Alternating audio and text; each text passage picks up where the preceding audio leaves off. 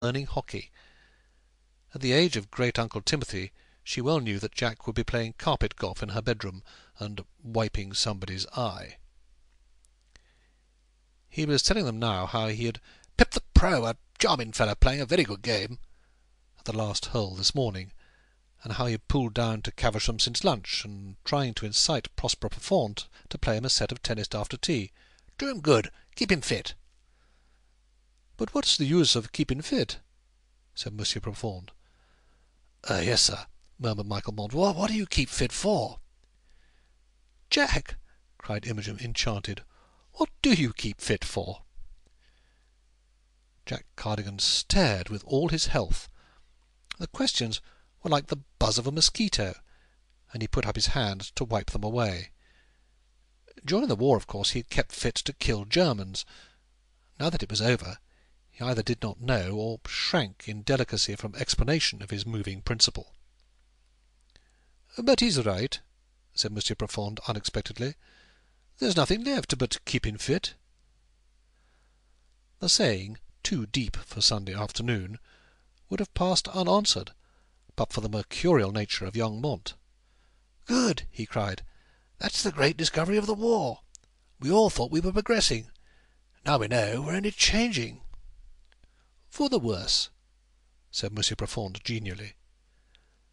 "Ah, you are cheerful, Prosper," murmured Annette. "You come and play tennis," said Jack Cardigan. "You've got the hump. We'll soon take that down. Do you play, Mr. Mont?" "I hit the ball about, sir."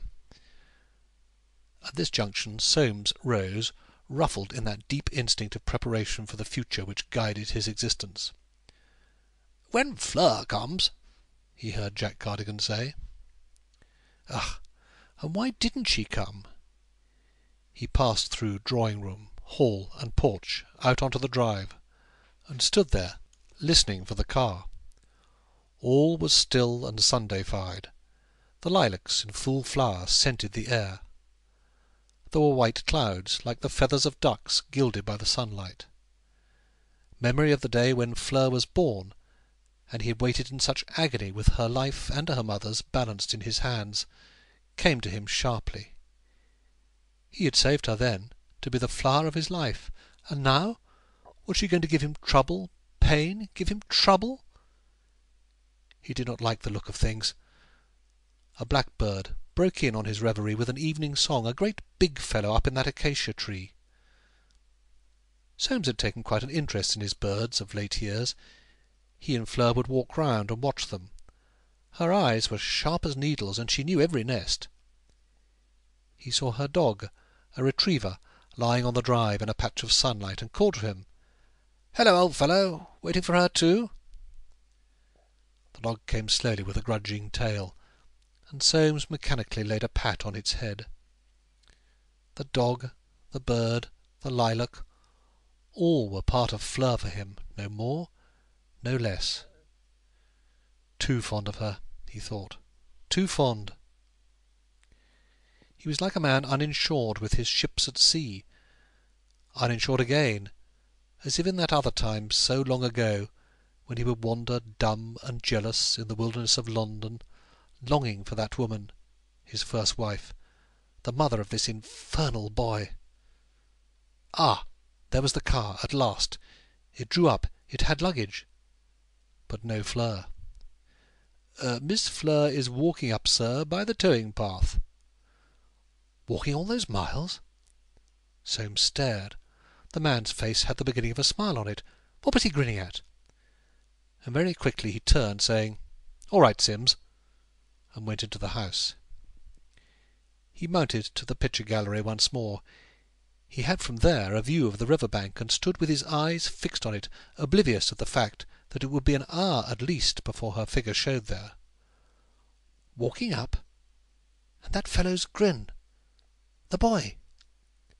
He turned abruptly from the window. He couldn't spy on her.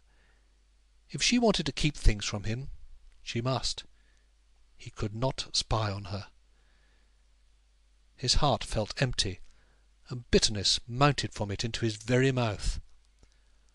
The staccato shouts of Jack Cardigan pursuing the ball, the laugh of young Mont rose in the stillness and came in.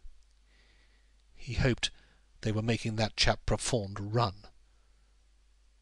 And the girl in La Vendimia stood with her arm akimbo and her dreamy eyes looking past him. "I've done all I could for you," he thought, "since you were no higher than my knee. You aren't going to hurt me, are you?"